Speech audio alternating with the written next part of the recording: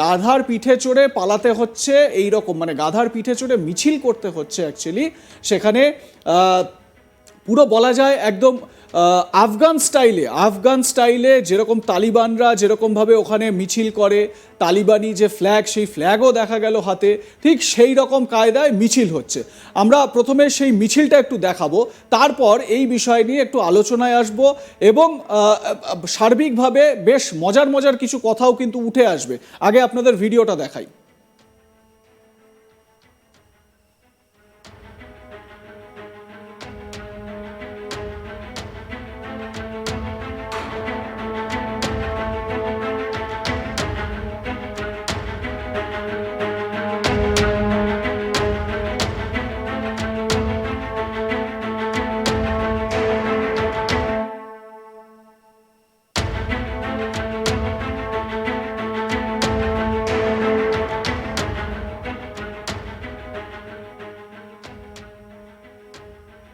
আপনারা মিছিলটা দেখলেন।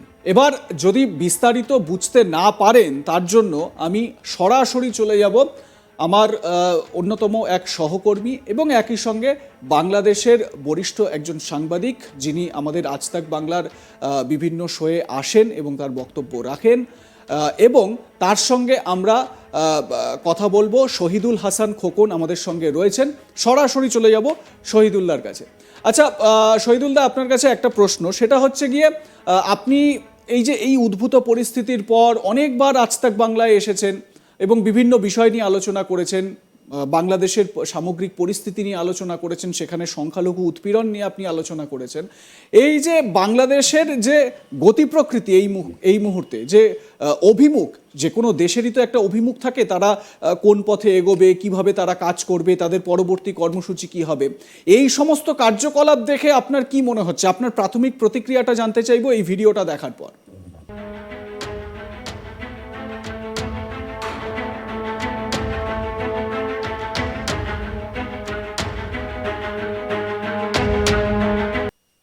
ধন্যবাদ আপনাকে।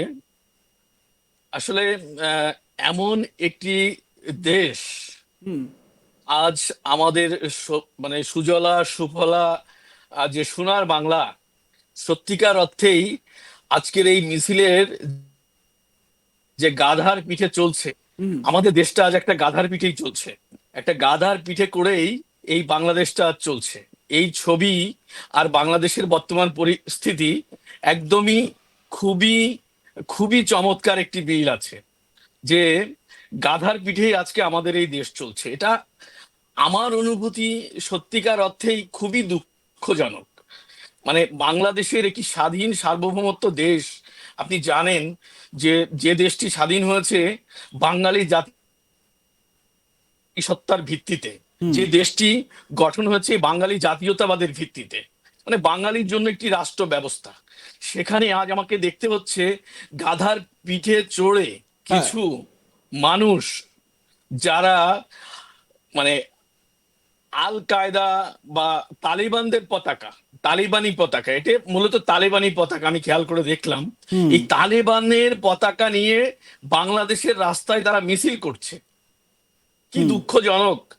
আমরা যারা মুক্তিযুদ্ধ বিলং করি, যারা মুক্তিযুদ্ধ পরিবার থেকে এসছি, তাদের জন্য এটা আসলে কি বলবো, যে মৃত্যু সম। মানে এর চেয়ে কষ্ট দুঃখের আর থাকতে পারে না, যে বাংলাদেশের রাস্তায় আজ তালেবানির পতাকা, তালিবান যারা বিশ্বে নিন্দিত একটি সংগঠন, যে সংগঠনটি বিশ্বব্যাপী নিন্দিত, তাদেরকে অনুসরণ করে আমরা দেখেছি যে যুদ্ধের মাঠে বা আফগানিস্তানের ময়দানে এভাবে গাধার পিঠে করে আফগান মোল্লারা এভাবে মিছিল করেছে। তাদেরকে অনুসরণ করে স্বাধীন বাংলাদেশে শহীদের রক্তে রঞ্চিত, শহীদের রক্তে কিন্তু শহীদুল, কিন্তু সেক্ষেত্রে বর্তমান যে প্রশাসক, বর্তমান যে সরকার, অন্তর্বর্তী সরকার, তারা তো ওই মুক্তিযুদ্ধের যে ইতিহাস, সেই ইতিহাসকেই মানতে চাইছে না। জয় বাংলা স্লোগানকে ব্যান করার জন্য আদালতে যাচ্ছে, সেই ইতিহাসকেই তো মুছে ফেলতে চাইছে।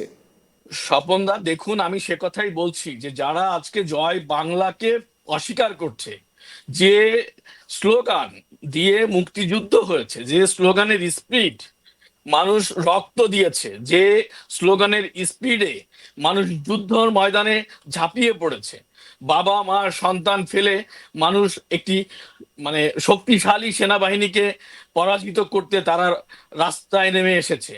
সেই জয় বাংলা স্লোগানকে আজ বাংলাদেশে নিষিদ্ধ করা হচ্ছে। তো সেই দেশে আজকে গাধার পিঠে মোল্লারা তালিবানি পতাকা নিয়ে মিছিল করবে, এটা স্বাভাবিক। কিন্তু সবচেয়ে মজার কথা হচ্ছে, আমার অবজারভেশন, আমি যেটা বলতে চাই যে বাংলাদেশ সত্যি আজ একটা গাধার পিঠেই চলছে। যে গাধা সারা পৃথিবীতে, যে গাধা সারা পৃথিবীতে শুধুমাত্র কেলেঙ্কারি করে, মানে মানে কি বলে এটাকে, বাটপারি করে একটা বিশেষ অর্জন, বিশেষ পুরস্কার অর্জন করে সেই গাধা আজ দেশ চালাচ্ছে। এর চেয়ে মানে এই পরিস্থিতি দেখে এর চেয়ে ভালো কিছু বলার মানে সুযোগ আমার নেই। মানে সত্যি কথা বলতে এটা একটা মানে আইরনিও, মানে গাধার পিঠে চড়ে মিছিল হচ্ছে, আবার আপনি বলছেন যে একজন গাধা দেশ চালাচ্ছেন। সত্যি কথা বলতে মোহাম্মদ ইউনূস তিনি যে একজন কাঠপুতুল, তাকে যে নিয়ন্ত্রণ করা হচ্ছে সেটা বুঝতে আর ভারতের তো কোনো অবকাশই নেই, বিশ্বেরও হয়তো বুঝতে অবকাশ নেই। এর নেপথ্যে নিশ্চিতভাবে আইএসআই বা পাকিস্তানের মদত রয়েছে। এর আগে আপনি বিভিন্ন শোয়ে ইনফরমেশন দিয়েছেন একেবারে গোপন সোর্স থেকে, যে কিভাবে পাকিস্তানি আইএসআই এজেন্ট বাংলাদেশি সেনার ভেতরে ঢুকে গেছে। তো খুব স্বাভাবিক যে বাংলাদেশ সরকার তো এভাবেই চলবে, বাংলাদেশে এই মুহূর্তে যা চলছে সেটাই তো হবে। আমি যদি খুব ভালো করে দেখি, তার মানে শেখ মুজিবুর রহমানকে মানব না, মুক্তিযুদ্ধকে মানব না, বাংলাদেশের যে ইতিহাস, যে ইতিহাস থেকে বাংলাদেশ তৈরি হয়েছে সেই ইতিহাসকেই কিন্তু মানতে চাইছে না বর্তমান এই শাসক। তাহলে সমস্যাটা হচ্ছে, আমরা যখন এই মুহূর্তে আলোচনা করছি শহীদুলদা, যখন আপনার সঙ্গে এই আলোচনা হচ্ছে, বাংলাদেশের বহু ভিউয়ার্স যারা আমাদেরকে কমেন্ট করছেন এবং তাদের মুখে ভারত বিরোধী কথা।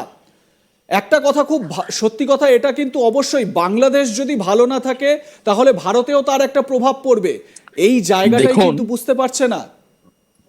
স্বপনদা, দেখুন আমি একটা জিনিস আপনাকে বলি, ভারতকে যদি একজন বাংলাদেশী অস্বীকার করে, ভারতের ত্যাগ, বাংলাদেশের স্বাধীনতা মুক্তিযুদ্ধে যদি ভারতের ত্যাগকে অস্বীকার করে, তাহলে সে তার জন্মকে অস্বীকার করার মতো একটা পরিস্থিতি। কারণ হচ্ছে, বাংলাদেশের জন্মের ইতিহাসে ভারতের যে অবদান, এটা বিশ্ব স্বীকৃত।